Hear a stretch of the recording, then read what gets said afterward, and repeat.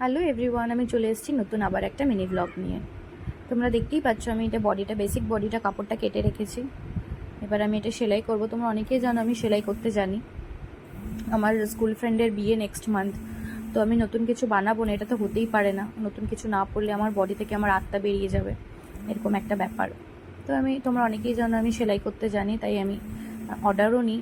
আমি লেহেঙ্গা, ব্লাউজ অনেক কিছুই সেলাই করি, ডিজাইনার ব্লাউজ। তো আমি এখন নিচের স্কার্টটা রেডি করছি। ব্লাউজটা আমি যখন রেডি করব, পুরো লুকটা যখন কমপ্লিট হবে, আমি ডেফিনেটলি তোমাদের সাথে শেয়ার করব। যেহেতু ভীষণ গরম পড়েছে, তাই আমি আস্তে আস্তেই সব কিছু কমপ্লিট করতে চাই, কাজগুলো একটু ধীরে সুস্থে করতে চাই।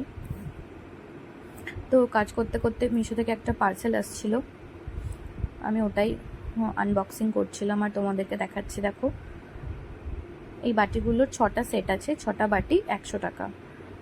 সত্যি বাটিগুলো ভীষণ সুন্দর, সাইজটা ভীষণ ভালো, যে এটাতে চাটনি, আইসক্রিম এগুলো ইজিলি খাওয়া যাবে। কালারটা কত কিউট দেখো, সুন্দর। দিয়ে আমার স্কার্টটাও রেডি করা হয়ে গেছে, তবে পুরোটা কমপ্লিট হয়নি, এখন ফিনিশিং আছে বাকি।